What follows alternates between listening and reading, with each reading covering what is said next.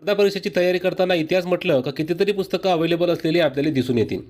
परंतु नेमका घोळ होते कुठं का इतिहासातील असंख्य घडामोडी कोणत्या वर्षात होऊन गेल्या हे लक्षात ठेवणं आणि त्याची टाईमलाईन कळणं हे बहुतच कठीण होऊन जाते.